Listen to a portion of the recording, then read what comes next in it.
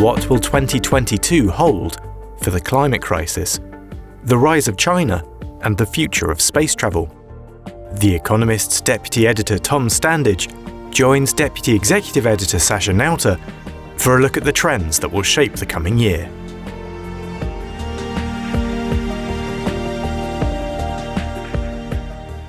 Today I'm delighted to be here with our deputy editor and also the editor of our annual The World Ahead series, Tom Standage. Now Tom will be taking over the stream in a sec to take a look at what's coming down the track in the next year in The World Ahead 2022. But before I hand over to you, Tom, let's just remind readers The World Ahead 2022 is out on the Economist website right now and also in print. And if I'm not mistaken, a QR code should be popping up on your screen right about now to take you straight there. Now over to you, Tom. Thank you very much. Right, okay, I'm going to switch on my slides and give you my top 10 themes from our annual. Before we start, I should probably say that the annual used to be called The World In. It's now got a new name. It's now called The World Ahead. So you can see some past covers here. Essentially, the new name gives us the flexibility to create other future-gazing products that aren't pegged to a particular year. As well, it also still allows us to produce this annual of predictions. And this is the 36th edition. As usual, it's written by a mixture of Economist journalists with also guest pieces from leading figures in politics, business, science, and the arts. And this year, for example, we have guest pieces from Cyril Ramaphosa, President of South Africa, from Audrey Tang, the Digital Minister of Taiwan, from the creators of the BioNTech vaccine. Here it is. They gave us their view on where mRNA therapy is going next, and from Ai Weiwei, the Chinese artist and activist, among many others. So it's a variety of views. We have a lot of predictions, a lot of analysis and opinion about what's going to happen next year. And I encourage you to go and check this out in depth on our website or in a paper copy. And what I'm going to give you today is a sort of high-level summary in the form of 10 big themes and trends. And this draws on the views of all our contributors and tries to sort of spot the common themes and connections. So let's start with what we journalists call, and I have this sort of basically this top 10 letter that does that same summarization. So this is essentially a version of that letter. Let's start with what we journalists call the diary stories, the things we know are going to happen. We know we're going to have a new leader in Germany. Olaf Scholz is going to take over sometime in the middle of December, most likely. We're going to have the midterm elections in the US. We're going to have presidential elections in France and Brazil. Xi Jinping will be confirmed in power in China. We'll have the 75th anniversary of India's independence, and we'll have, on the sporting front, we'll have the Winter Olympics in Beijing, and we'll have the World Cup in Qatar. So those are things we know are going to happen. What are the sort of the big overarching themes, though? Well, let's start with number one, which is essentially democracy versus autocracy. This is a big theme that plays out in all sorts of areas. The rivalry between America and China in particular, and democracy and autocracy more broadly. Both countries want to demonstrate the superiority of their political systems and its ability to produce stability, growth, and innovation. And in fact, Joe Biden, in his first press conference as president earlier this year, described this as a battle between the utility of democracies in the 21st century and autocracies. And he said, we've got to prove that democracy works. It has to do more than just survive. He has to prove that it's better. Alas, the dysfunctional politics in America make it a bad advertisement for democracy at the moment. And other elections in 2022, notably in France, Brazil, and Hungary, will also be seen as litmus tests for the health of democracy and for the state of populism. But I think the contrast between the American and Chinese political systems is going to be brought into very sharp relief in late 2022, because we're going to have the midterm elections in America, and then we're also going to have the very heavily stage-managed Communist Party Congress in China. And in America, Joe Biden and the Democrats are expected to lose control of the House and probably the Senate too, which will mean that they have even less scope to get things done than they do now. And by contrast, Xi Jinping is going to be confirmed in power for at least another 5 years. And normally he would have to hand over to someone else after 10 years, and that would be happening next year. But he's decided not to. So the chaos and the polarization of American politics is going to play into the Chinese government's view that democracy is dangerous and unstable and dysfunctional. As they like to say, the East is rising and the West is declining is a popular motto among party officials in China. And the Chinese system is in some ways more stable, but at the cost of political freedoms that we cherish in the West. I think the question is, they're trying to sort of show that these systems are superior on stability, growth, and innovation, among other things, what's going to happen on the growth and innovation front?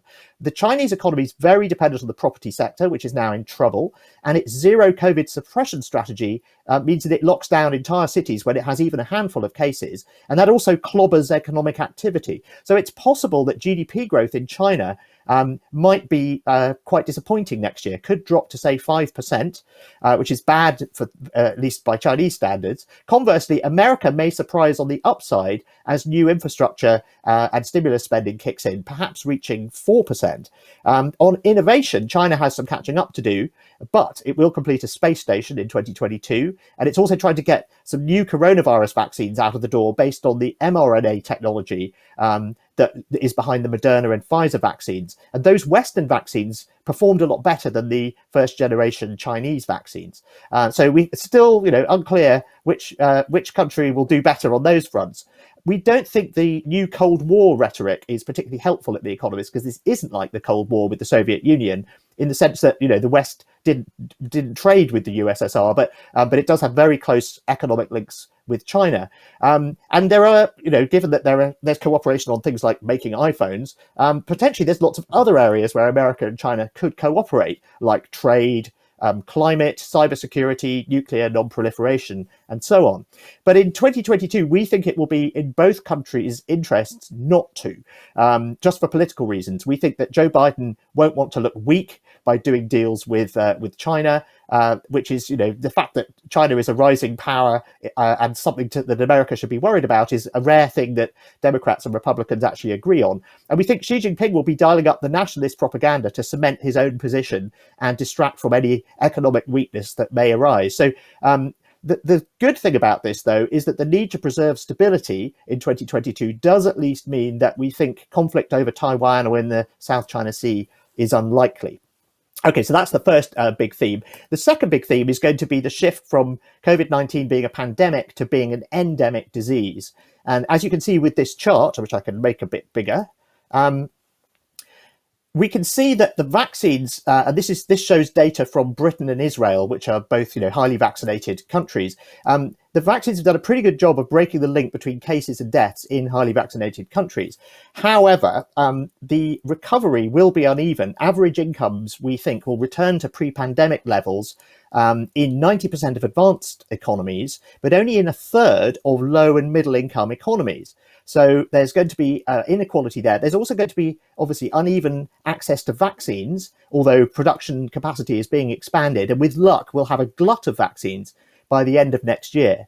And we should also have some new second generation vaccines, possibly multivariant vaccines that work against multiple coronavirus strains and potentially against new ones, and also pan-respiratory vaccines that protect against multiple diseases, so against COVID, but also against flu and RSV. And we may also get new vaccines that can be administered by skin patches or by inhalation. And that may mean that some people who are, frankly, scared of needles may get vaccines that they otherwise wouldn't have been prepared to take. The other thing to watch next year is going to be these new antivirus pills, the antiviral pills from Merck and Pfizer. And essentially, you give them to people when they test positive, and they take them for a week, like a course of antibiotics, and they're then about 90% less likely to become seriously ill or die. And that would be a game changer as well, where those pills are available, and they do seem to be being made widely available. So in the same way that cheap, fast, at-home testing became widespread in some countries, certainly here in Britain, during 2021, that sounded like sci-fi a year ago, but it's something that many of us are quite used to now. I think the same could be true of these quite exotic-sounding things like antiviral pills and so on. The upshot is that for vaccinated people in the rich world, the virus will no longer pose a deadly threat, but it will still pose a deadly danger in the poor world. But the same is true, sadly, of many diseases. So in that sense, COVID will just join the queue of other diseases that are deadly if you're poor, but not if you're rich. What about the economy? Supply chain crunches and the spike in energy prices that we're seeing at the moment are essentially a consequence of this rapid bounce back from the pandemic. People were unable to spend as much money on services like going on holiday or going out because of lockdown, so they spent money on goods instead, and that buoyed up economies. But we now have this disproportionate emphasis on goods, which has pushed up prices. So if you look, these are the figures for the US, you can see a lot more spending on goods relative to services. And so, everyone is worried about inflation at the moment. We're seeing these amazing inflation numbers, the kind we haven't seen for many years. Most economists and central bankers think this is temporary and will pass, with the help of a small rise in interest rates next year in some countries. They point out that the factors that kept rates and inflation low in the past, like demographic change and globalization, will still pertain and should reassert themselves. The country we think is most at risk of being an exception to this and falling into a sort of 70s style stagflation is Britain. It's uniquely exposed to labour shortages, having closed its borders to EU workers because of Brexit. It's also exposed to high energy prices because in Britain we're very dependent on natural gas, and we're also very dependent on imports, and that means we're very sensitive to changes in the price of imports because we're a relatively open economy. So even before Brexit and the pandemic, British inflation was higher and more volatile in the rest of the rich world, and now we've got these new factors making it worse. Going back to the global picture, the danger is that a new variant might clobber economies again. And if that happens, governments wouldn't be able to do the same trick that they did last time, which is to maintain economic activity using stimulus that shifts consumer spending towards goods, because the supply chains are maxed out already. So instead, central banks would have to choke off spending and inflation with higher rates and wait for the economy to adapt to a world where spending and working patterns are very different from those that prevailed before the pandemic. So we think 2022 is a really pivotal year for the world economy.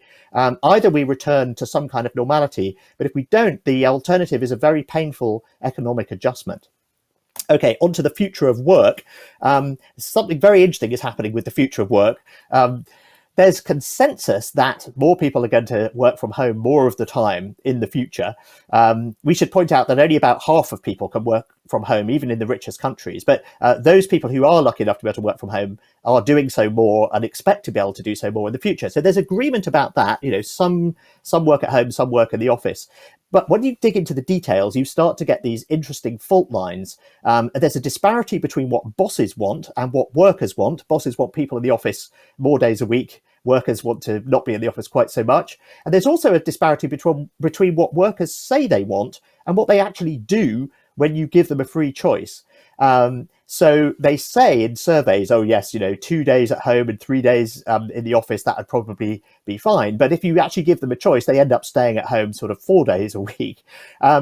There's also this disparity between the willingness, I'm lumping all workers together there, and that's not actually the right thing to do. There's a disparity between what men want, in particular, white men, and what women and minorities would like to do. And basically, women and minorities are less keen on returning to the office, where they may face unfairness or discrimination, or they may find it harder to juggle work with childcare and so on. And this means that as well as these disagreements on basic things like how many days a week you should go in, there's a danger that the hybrid workplace, as it emerges in the next year or two, could actually be less fair than workplaces were beforehand. We could see a wider gender pay gap, for example, if the young white childless men all rush back to the office and get pay rises and promotions. And also we might go backwards on diversity and inclusion and so on. So this idea of the Zoomocracy that people were talking about earlier in the pandemic, where we're all equal in our little tiles, and the pandemic allows us to make progress on diversity and inclusion and reducing discrimination of various kinds because suddenly we're all equal. That may not happen at all, and in fact we could go in the opposite direction. I think the tech industry is really worth watching on this, because tech workers and also those in financial services, they have a lot of bargaining power because they're very highly sought after. And there's been this interesting fight going on at Apple. Apple said that they've just built that lovely new headquarters. They wanted their workers to go in 3 days a week, and the workforce pushed back and said they'd like to work at home more than that, because if you're only going into the office 1 or 2 days a week, you can afford to live further away, and you can put up with a longer commute if it's fewer days, and then you can go and live in a nicer place. You don't have to live in the Bay Area, which is an expensive place to live, and you end up sitting in traffic a lot of the time. So this is a sort of argument that Apple employees can afford to have in public, and people at other companies maybe can't. But I think that, you know, the way those sorts of arguments play out in the tech industry will reflect what's really happening behind closed doors elsewhere. And these aren't the only things that need to be sorted out about hybrid working in the coming years. We need to update employment law. We need to decide things like, you know, how much surveillance is acceptable, because, you know, some companies, they like to monitor how much you're moving the mouse or how many keystrokes you're making, or take screenshots of your screen or whatever. There's various health and safety things to consider. There's tax rules. You know, what happens if you work for an investment bank in New York State, but you're actually working remotely from, you know, a neighboring state? Do we need more or less office space? Do we need different office space? There's all sorts of arguments about this. So I think we're really going to see an awful lot of debate about the detail of the future of work starting next year. Okay, let's move on to the techlash. We've heard about the techlash. I should start by saying, actually, was actually a word that was coined in this annual a few years ago to refer to the backlash against tech companies and the attempts to crack down on them in the West. Now, the thing about those attempts is they haven't really made a dent in the big tech companies. Their profits and their growth sort of continue. And you know, if you're a big company like Google, being fined a few $1 billion by the European Commission every so often is, you know, it's a price of business that you can probably cope with. What's been really interesting about 2021 is that there's been this brutal crackdown in China, and this essentially crackdown on the tech companies, taking them down a peg or two by the Chinese government, which wants to remind everyone who's boss. So we've seen IPOs halted, we've seen video games banned during the week for children, celebrities banned from social media in some cases, the online tutoring sector was made non-profit, and all of this has wiped as much as $1.5 trillion off the market cap of Chinese tech firms. And it's all been done under the cover of the pandemic, because obviously the pandemic has you know, meant that share prices have been all over the place. But that's essentially what's been happening here. And essentially what Xi Jinping wants to do, as well as reminding everyone who's boss, is he wants to sort of change the direction of the tech industry. He thinks that Chinese tech firms and tech entrepreneurs are focusing too much on sort of trivial things like online gaming and new kinds of shopping, which are amazing. I mean, you know, live stream shopping is a Chinese phenomenon, and it's coming to the West. But he would much rather they focused on things like artificial intelligence and quantum computing that would provide China with a you know, geostrategic advantage in those areas. So will this work? Well, there are already signs that this is stifling economic dynamism. So you can see that chart on the right there. The number of the amount of startup funding going into Chinese companies, you know, is falling, and whereas it continues to rise, in fact, it's shooting up in America. And we think that this attempt to sort of steer the industry is much more likely to stifle economic dynamism and hamper innovation and entrepreneurism. We are seeing Chinese tech bosses, you know, resigning to spend more time with their families, and, you know, understandably so. And there's a piece in the annual about this new trend for Chinese companies to develop business models where essentially they serve customers outside China, but they avoid actually gathering data about or serving customers within China, and that way they are beyond the arm of the Chinese government when it starts worrying about, you know, what their influence is on Chinese society. So this is a very interesting development. So we think innovation is one area where America's model will still prove superior to China's, and that all of this stuff the Chinese government is doing is unlikely to help, but it will take a while for this to become apparent. Meanwhile, in America, politicians there might not admit it, but they would dearly love to be able to clobber the big tech companies in the way that China has. But you just can't do that in a democracy. You have to, you know, go through the proper processes. And I think big breakups are unlikely. We are going to have more hearings and more lawsuits and so on. But I think the likely outcome is constant gradual rule changes. And this is what we see in mature industries like banking or medicine or telecoms or food. You know, you just see the sort of the boring churn of constant tweaking of regulation rather than big interventions, which are much less likely to happen. And that essentially tells you that that tech is a mature industry. Okay, let's move on to what's happening with crypto. Crypto is kind of growing up, and we've seen this movie before with emerging technologies that promise to change everything and have have very zealous enthusiasts for them, whether it's the internet or whether it was file sharing. This is going to change everything. And we're seeing that totally with crypto. But we're also seeing that regulation is being tightened. And we're also seeing the beginnings of crypto being sort of domesticated and sort of acceptable versions or variants or ideas being borrowed from it by more established players. And essentially, we are seeing the emergence of three competing visions for the digital future of finance. We've got the tech firms, so both fintechs, but also big companies like Facebook, which is launching its own currency, and it's trying to copy the big tech firms with the super apps in Asia, where so companies like Tencent and Alibaba, they have payment systems built into these apps that also do lots of other things, whether it's messaging or shopping or ride hailing. They also have these big payment infrastructures as well, and so Western tech giants would like to muscle in on that too. And we have the Apple Card, and Google has a payment service, and so on. So there's the sort of the tech industry version of what this should look like, which is that they should do it. And then you've got the DeFi crypto blockchain crowd who say, no, blow everything up. Let's do it all in a decentralized way with these totally new technologies, and look how great they are. And there are lots of people who are big fans of that, but if you've actually ever tried to buy anything with Bitcoin, it's quite difficult.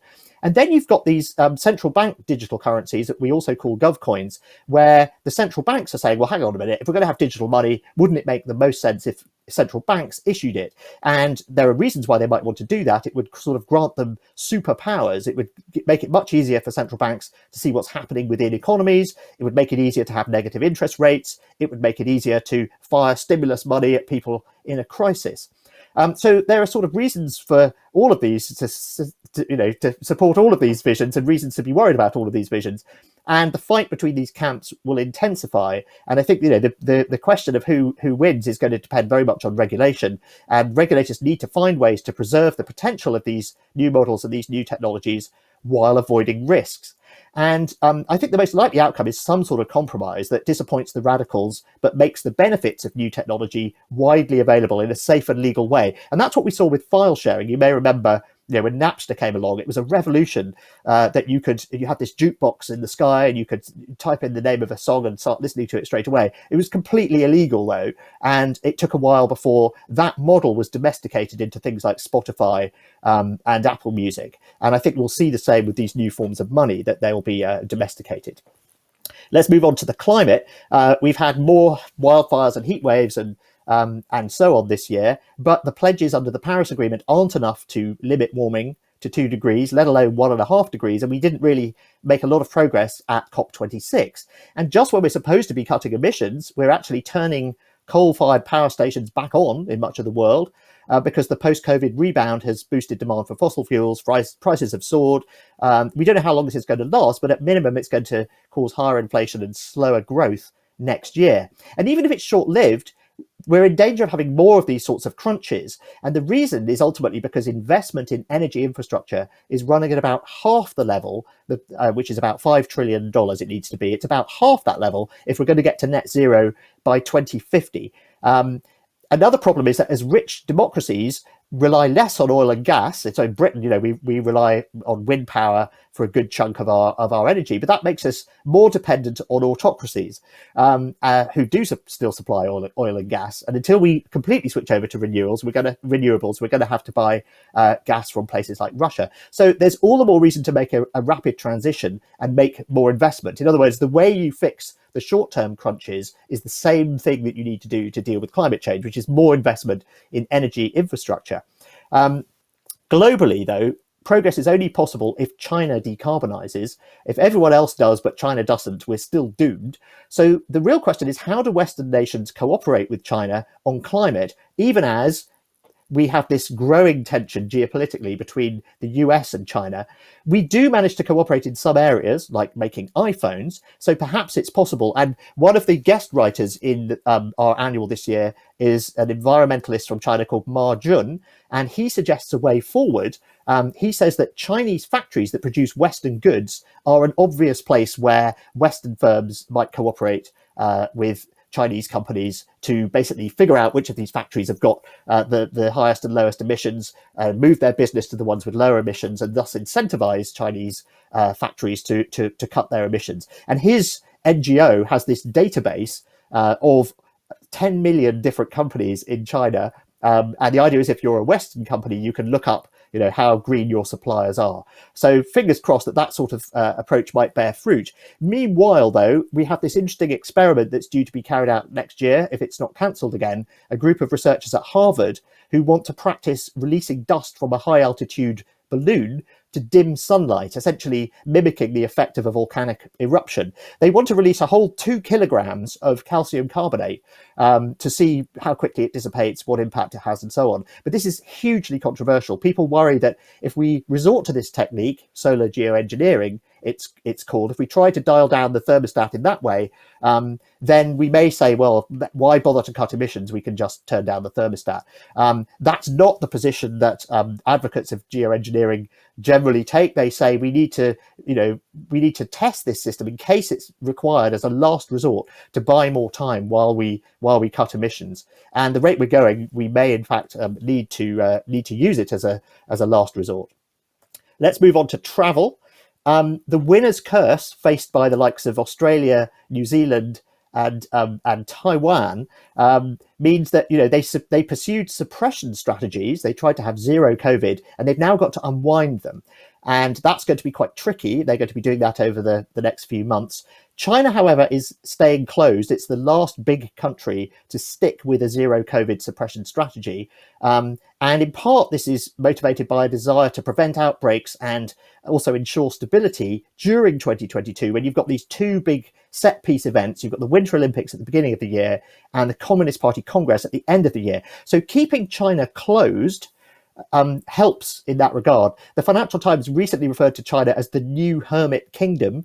Normally we use that epithet for North Korea. But it is true, China has really sort of pulled up the drawbridge. Xi Jinping has not left the country for 2 years. Meanwhile, on the travel front, Thailand has pioneered what's called a sandbox strategy. So it allows tourists to come in to places like the island of Phuket. And if you stay there for 2 weeks and don't test positive during that time, you're then allowed to go to other parts of Thailand. And this is proving quite a popular strategy, and other countries in Asia are starting to adopt it too. One of the questions is what happens with business travel. We saw after 9/11 and after the global financial crisis that business travel rebounded, but not to the level it had been before. And so we're probably going to see the same thing again. In fact, it's much more likely that business travel won't go back to its previous level. What happened in those two previous crises is that travel overall ended up bouncing back further because it was driven by a larger volume of tourist travel. This time around, we've got much better video technology. We're used to using it. And Bill Gates says he reckons about half of all business travel is gone for good. I think that sounds quite plausible.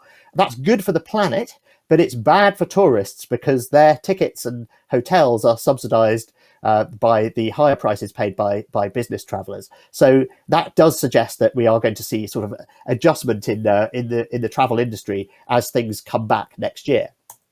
Now let's go to space. 2022 is the first year, it's shaping up to be the first year that more people will go to space as paying passengers than as government employees. And we've got this rivalry between the private space firms that want to send them there, all of which sent some people into space in 2021.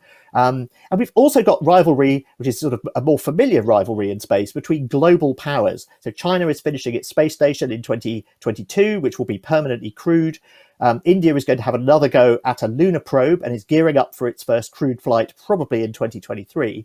America wants to go back to the moon later this decade and is getting ready for that. And Russia, as a sort of, to remind everyone that it's got power in space as well, has just done this very provocative anti-satellite test, blowing up a satellite in orbit and creating a big cloud of debris. We've also got a new kind of rivalry in space between filmmakers. So 2 Russians, an actress and a cameraman, went to the space station in October to make a film that comes out next year. Tom Cruise is also supposed to be making a film in space, although not much has been said about it recently. But it sounds like the Russians are going to, as with Sputnik, they're going to get their version off the ground first. And combining these two ideas of filmmaking and going to space, we're also going to see in 2022 a real mission that sounds like a Hollywood movie, which is NASA is going to smack a space probe into an asteroid to see how much its orbit changes. And that's in case we need to do that sort of thing in the future to divert an asteroid that might crash into the Earth. So all of this sounds very exciting, but all of this could easily be upstaged by the rocket that you can see here, which is the new rocket Starship from SpaceX. It's probably going to make its first orbital flight in January or February, Elon Musk said yesterday. And this rocket is so powerful, it could launch the entire Chinese space station in one go instead of in multiple pieces. So that really could be a massive step forward, because it would further reduce the cost of getting stuff into orbit. So keep an eye on that. Finally, sport. The big two events next year are going to be the Winter Olympics in Beijing and the World Cup in Qatar. And they're both, I think, going to be reminders of how sport can unite the world and bring people together, but also how these big sporting events can very easily become political footballs. So I think there are going to be protests and boycotts directed at the host countries. We've already seen some of this.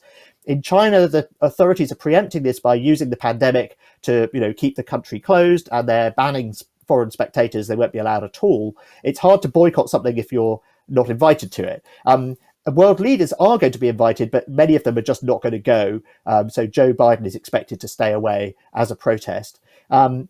We're not going to see a sort of 1980 style boycott by actual teams, though, I don't think, despite calls for such a move. And at most, I think we may see protests from some medal winners when they're on the podium. And we're also seeing campaigns outside China against big sponsors, big Olympic sponsors.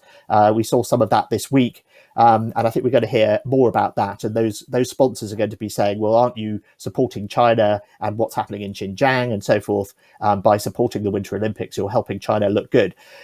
As for the football, we've seen protests by teams from the Netherlands, Germany and Norway about the choice of Qatar as host country because of its repressive laws and its poor treatment of the migrant workers who've built the stadiums. And obviously the contest itself has been moved to the end of the year because nobody wants to be outdoors in Qatar in the summer. So I think, again, we may see, some sorts of protests, if not in Qatar itself, then elsewhere, again, possibly directed at the sponsors. Okay, those are my themes and predictions for 2022. I hope you found that helpful. As I say, you can find everything in here. So please do check it out, either in print or on our digital platforms. And now let's go to Q&A. Thank you very much for listening. Look, we've got loads of questions. We're not going to be able to go through them all. A lot about democracy versus autocracy. So let's start there, and about the economy and indeed energy and climate change. So let's just start with those themes. On democracy versus autocracy, Richard asks quite simply, has democracy failed and is there a remedy? Oh, big questions. How do you define failed? Democracy is definitely on the back foot. So our sister company, the EIU, publishes a democracy index, as do other people. And you can see there's been this democratic recession. The number of countries around the world that are full democracies have been going down since about 2010. And essentially the global financial crisis, caused lots of people in the West to lose faith in their leaders and say, this is rubbish, let's try something else. And that sort of is a big factor in support for things like Brexit and Donald Trump and the rise of populism generally. So what do you do about it? Well, Joe Biden is going to have this summit in December, a summit for democracies, and that's supposed to kick off a year of trying to rebuild trust and resilience in democracy. I think 2022 is going to be a very interesting year because we've got 3 elections that are worth watching. In fact, 4 if you include the midterms. But Brazil and France and Hungary, you're going to have elections where there are populists running, and this is really going to be a litmus test of whether people still want that sort of thing. So Bolsonaro is polling quite badly in Brazil, and there is a good chance that he will try and do a Donald Trump style, the election's corrupt and therefore I should stay in power. But if he does do badly, that does suggest that his sort of, Brazilian Trump act is not playing terribly well with voters anymore. In France, we've also got a Trumpist candidate. It'd be interesting to see how well he does. And then in Hungary, we've got this very interesting situation where, Hungary has been, of all the sort of, European democracies, it's gone the furthest down this path of turning itself into an autocracy. and Viktor Orban is in danger of losing next year. Now, no doubt he'll try and come up with some way to stop this, but the rest of the opposition, which has not been very good at acting in a unified way previously, has miraculously united behind a single candidate, and it really, could beat him next year. So if those things happen, I think that would be a turning point, and we could say maybe populism has peaked. Now, this could all just be liberal wishful thinking on our part. None of these things could happen. It could all get worse. But if you want to kind of see how democracy is doing, then those are the places where the litmus test is sort of where it should be applied. Okay, very comprehensive answer, and I'll ask you again about it in a year's time. And I really hope you're right. Robert asked, I think, a really good question. Many of us, including myself, have misforecast events in China in 2021, notably changes in regulation and the meltdown in the real estate markets. And in general, it can be really hard to read China, right? Have you got any thoughts on how to, well, he asked any thoughts for 2022, but maybe more broadly, how to make sure you don't fall into that same trap when trying to read China? Yeah, I don't think there's a simple answer to this, because we know we can't trust a lot of the Chinese data. We know that officials in China are, they're essentially scored on how good their data are, and how, whether they meet particular targets and so on. And that does give them incentives to fiddle the figures, and you can try and correct for that. I think, there are examples where if you add up all of the GDP growth in all the bits of China, then it's more than the GDP growth for the whole country, which can't be right. So yeah, I think it's really tough. And one of the reasons that Xi Jinping has been cracking down on the tech firms is that they have this extraordinary amount of data about what's happening. I think it's Alibaba touches something like 70% of the packages that are moving in China. And something like a central bank digital currency, which China is one of the countries that's furthest along in testing, would give the government a really, really clear, real-time indicator of what was happening. It would also allow the government to stop spending on certain things. So, for example, if they thought that subscribing to a particular Western magazine was a bad idea, they could stop you using your money for that particular purpose.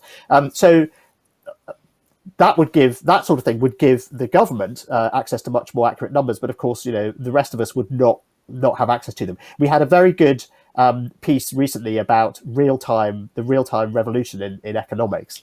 And again, that does depend on having access to data, and I think that's more likely to be available in Western countries. So I think you've got this massive problem that there are incentives to fiddle the figures, and then you can't get to the real figures. And I can't see a way around that. It's very unlikely that the Chinese government would give people outside China, let alone, it doesn't even want people inside China to have access to that kind of data.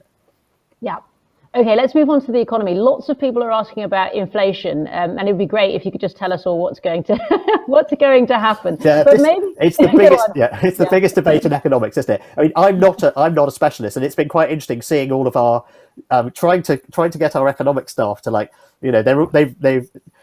Are you really all agreeing with each other here? Because we've got 2 or 3 pieces that touch on inflation, and I read them and say, well, hang on, it sounds like this piece is a bit more optimistic and that piece is a bit more pessimistic, and they say no, actually they're completely consistent, and so on. So yeah, one of the earlier drafts of one of the pieces said that this is the most unpredictable. I think this is probably still true, but I think we just had to take this out to make room for something else. This is the most unpredictable environment for inflation in living memory, and so I'm even less of an expert than, well, I'm not an expert at all on this but they don't want to make predictions. I think they broadly go with the consensus view that this is a blip. And that inflation will be brought under control next year, that the supply chain things will be ironed out, that energy prices will come back down. But economists haven't covered themselves in glory in the last couple of years, so I have to say I wouldn't be entirely surprised if that turned out not to be the case. And also, I live in Britain, which is by our own admission the country that is most in danger of having a wage price spiral. So even if it turns out to be the case elsewhere, Brexit means that all of these problems are exacerbated in Britain, and so we are more likely to suffer from these kinds of things. So, I fear that it may be worse in Britain, and things may get a bit better elsewhere. Okay, Talking of supply chains, a few questions. Bradford asks, how do you envision organizations overcoming them? I mean, it's all good and well that the Economist might be predicting that they'll be overcome, but how could organizations actually overcome them? And maybe I can throw in a second one from an anonymous person who wonders how soon disruptions might be resolved. They've seen predictions anywhere between 2022 and 2024 for ocean freight. I mean, do you care to cast any predictions there? Well, there isn't a single number. So, I mean, things like semiconductors are going to take a lot longer to come back. And we're seeing some quite interesting moves there. New factories being built. Ford has just done a deal to start its own semiconductor division. And I think that's because Tesla did a brilliant job of dodging the semiconductor shortage by finding clever ways to use some chips in place of other chips that it couldn't get. This is the kind of thing you can do if you've got the sort of caliber of engineers that they've got. So I think it is going to vary depending on what products we're talking about. I also saw that Gavin Newsom in California tweeted that I think today or yesterday that the backlog of containers in Californian ports they're starting to get through that. That's starting to decline. So I think we are starting to see some things getting better, but it is going to vary depending on where you are and what we're talking about. I think the broader question for companies about what do you do about this is. And we saw this. Companies that have better visibility into their supply chains were able to reconfigure their supply chains when the pandemic struck. And in fact, before that, when the trade wars or Donald Trump's kind of random imposition of tariffs, 1 minute it's steel, the next minute it's Parmesan cheese, the next minute it's European wine. The companies that had better visibility into their supply chains were able to respond more quickly and get round these sorts of problems. And those companies tend to be the companies that are looking at their supply chains because they want to measure things like their carbon footprints.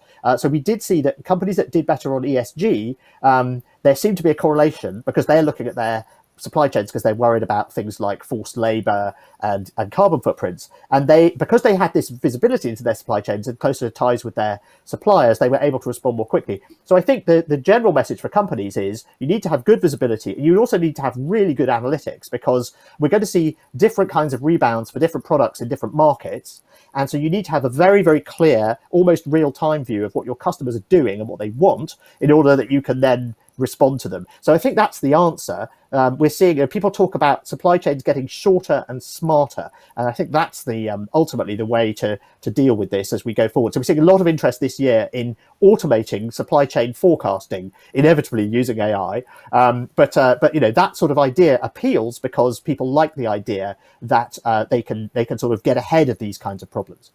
That's really interesting. Okay, very briefly, shortage of workers across sectors and countries appear rife, says John. Does anyone know why this is actually happening and how long it might last?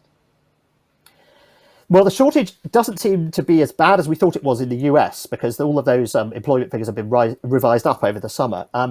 But it is true that other numbers, things like, so people talk about the Great Resignation, and this is the fact that people are leaving jobs in the US in particular, but it's starting to happen elsewhere as well, at a much higher rate. And that suggests that they are very confident they can find work elsewhere, and they're also confident that they may have savings because they've spent less in the past year or two. So they may feel that now is the time to switch to something else. So part of it is that people don't want to go back to jobs that they didn't like before the pandemic, and they'd much rather look for something else. And I think part of it is also that a lot of these sectors that are having trouble filling jobs are sectors where they're essentially trying to fill jobs where people are having to deal with customers. They're on the front line. So whether it's hospitality or food or working in theme parks, things like that. And those are the sorts of jobs where you're much more likely to catch something. And even if you're fully vaccinated and so on, you may not be able to wear a mask in those environments, depending on what the rules are for your country or your employer. But you may also have to deal with belligerent customers who don't want to be told to wear masks or whatever. And a lot of people in those sorts of customer-facing industries are saying, "I'd much rather do something else." And if I can, and so we're seeing, tech firms are seeing an enormous increase in people applying for jobs for tech firms. That's the kind of industry where you can do some or all of your work at home. So it's not surprising that people are saying, "Well, thanks very much. Rather than doing that job, that kind of job, I'd much rather do, a job where even if it's working in a call center or something, I can do that remotely now, and that would be more appealing." And so this is, obviously requiring some industries to raise wages in order to attract people, and I think that's essentially what's happening. Okay, you saw me frowning there because there were lots of questions coming in about energy, actually. So let's turn there quickly. This will be on lots of people's minds.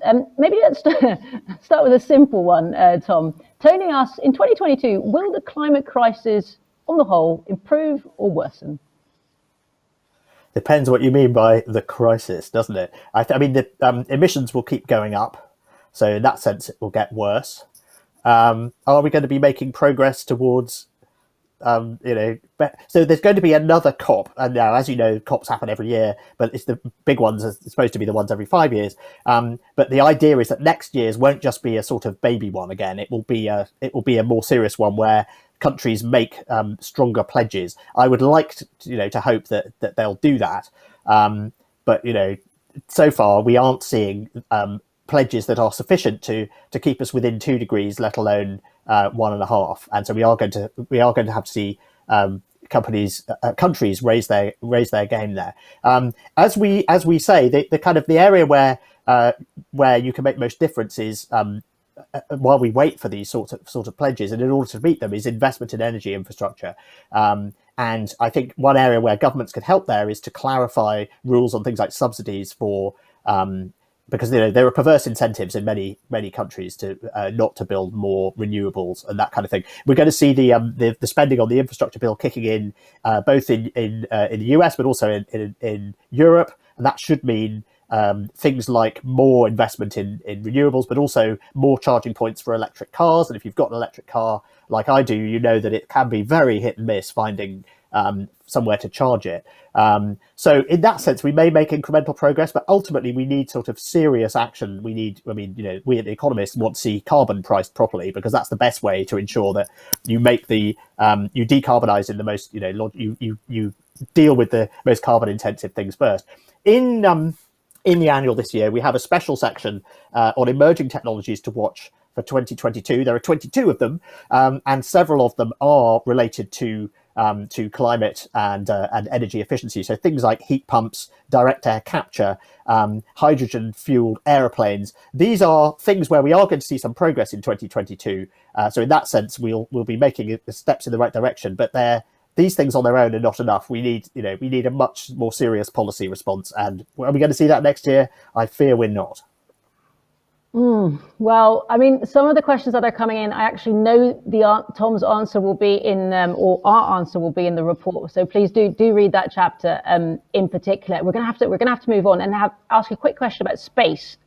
Jack wonders, what are the actual benefits of building a new space economy, and why? How could it possibly affect traditional enterprises back on Earth? Yeah, I think the sort of space dividend is quite. I think it's quite overstated. So there are some technologies that are genuinely useful to lots of industries. So things like satellites, and the fact that we have very, very good satellite surveillance. So you can do things like count, how many solar. So someone's just done this really interesting study where they've used satellite imagery to count how many solar farms there are around the world, and you can use them to measure how many cars there are in car parks and use that as an economic indicator. So low cost satellite imagery, I think, is genuinely useful. Similarly, potentially, the Starlink and other satellite internet, that's great. And then there are scientific uses of satellites to spot methane leaks and so on. But I mean, for the most part, the manned or crewed, I should say, space missions are it's joyrides for billionaires, and they don't really produce scientific research that's particularly valuable or exciting, despite claims that they do. People say we're going to find the cure for cancer in orbit. I don't think we are, folks. It'd be nice if we did, but ultimately, these are sort of expensive mega projects, and they, I remember Richard Feynman used to say, where are all of the scientific papers that have been published as a result of research conducted in space? There are hardly any of them, and they're not in the sort of big, most prestigious journals for the most part. So yeah, I don't think there are. I know Jeff Bezos wants to move all the polluting industries into orbit and this kind of stuff, but that is frankly pie in the sky. So yeah, I don't see the space economy as. I think it's very cool, and I think I love the idea of, I'm into astronomy, and I love the idea of, if people want to go to Mars, good luck to them. But I think pretending that this is sort of for the benefit of all mankind is stretching it. Talking of pie in the sky, I mean, you talked a bit about how crypto and other technologies, they mature over time as well. And I wonder, I've got to bring this one in. People are asking about the metaverse, including Massimo, who wonders, what do you actually think of the metaverse? Where does that fit into your whole your universe? No, it's one of the 22 technologies to watch. I'm personally I'm a gamer, and I have my Quest 2 headset down here. And I've been doing Beat Saber and other fitness games, during the pandemic. And so I love this. And in fact, I'm trying to go to a meeting in the metaverse. I've been struggling with getting the software to work. I hope I'm going to get this to work tomorrow, because I've got to do some filming. We're doing a year-end film to go with the annual. So I think this is quite fun, and I think the idea that the metaverse is already here, it's just unevenly distributed to mix the Neil Stephenson with the William Gibson, is people. I mean, basically, my kids have grown up playing Minecraft and Fortnite and Roblox and things like that. They are used to the idea that the internet is a 3D world, and the metaverse is essentially the collection of 3D worlds. So I know there's a lot of cynicism towards it, because people think it's just Facebook trying to change the subject. And it is partly just Facebook trying to change the subject. But just because Facebook wants to change the subject doesn't mean that this is all nonsense. And I think also the pandemic, it's much more plausible to imagine people working and going to concerts and working out and things like that in virtual worlds now than it was 2 years ago. That really has changed the game. And the things like Zwift, which is a sort of Peloton where you go in a virtual world, is that the metaverse? I mean, who knows? I think the main thing is it's rebranding VR so that it's about virtual worlds, not about headsets. And if you want to wear a headset to go into the metaverse, you can, but you can also access it through these screens, and it's going to be a mixture of the two. So I think there's a there, and I think that Facebook is being a bit cynical and trying to change the subject, but we shouldn't let that distract us from the potential. Totally fair point. I'm sure it'll come back in our conversations over the years, Tom. Finally, just a few last questions that are coming in about the world ahead in general. Simon wonders, would you consider doing a 10-year look ahead, or is that just too speculative? We have done. So I think it was 2020, in a recent edition, we did a world in 2050 look, and we tried to imagine things about 2050. So you could do a 10-year one as well. Funnily enough, I was going through a pile of old magazines, and I found a stratum of magazines from like 2011 in a massive pile in the corner of my study here. And one of them was Prospect magazine, which is a British political magazine from 2011, and they had a special issue on what the world would be like in 2021. And well, obviously 2021 turned out rather differently from the way we expected it, even in 2020, let alone in 2011. So yes, it is a dangerous game. But yeah, I wouldn't rule it out. I think that might be quite a fun way of doing it. And David finally asks, taking a longer view, if you go back all the way to when Tom Standage was just about to start uni, what would have surprised him the most about the political or indeed the tech world today? Well, the tech stuff, I mean, I've always been a nerd, and I use the internet at university, and I've always been into gaming and so on. So I think I could, I mean, I love all the toys, but that's not completely surprising. It is depressing that democracy is going backwards, because I went to university in the late 80s, and the Berlin Wall was coming down, and then we had the fall of the Soviet Union, and then we had the 90s, and it was the end of history, and the triumph of liberal democracy, and so it is depressing to see that go backwards. Yeah, I think that's probably.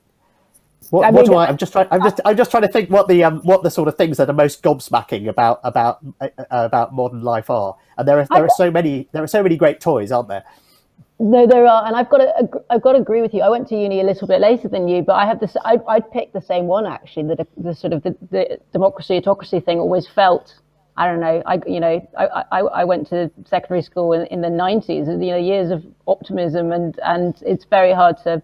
Yeah, it's very hard to read that first chapter, actually. Exactly. There's a chapter in The Wealth and Poverty of Nations by David Landis, where he reminds us that companies can de-develop, and the story of Argentina, which was a rich country at the beginning of the 20th century, it was basically as rich as a European country, and then it went backwards. So it's a worrying reminder that both politics and economics can make progress in the wrong direction, can unprogress, to use progress in the very sort of 19th century classic liberal way that we at The Economist do. So I think that's probably the most depressing thing. Okay, we can't end on a depressing note, Tom. So find a happy question. Find a happy question. No, but okay. How about this one? If you look at your 10 themes, which one would you say is most likely to recur in some form or shape in the 2023 issue of The World Ahead? I know you're not thinking about that yet, but I also know you well enough to know that you probably are. Yeah. Which theme? You expect well, to see? obviously, autocracy, democracy. I mean, I think we have got the sort of awkward squad of autocracies that are cooperating, and we're not seeing enough cooperation between democracies.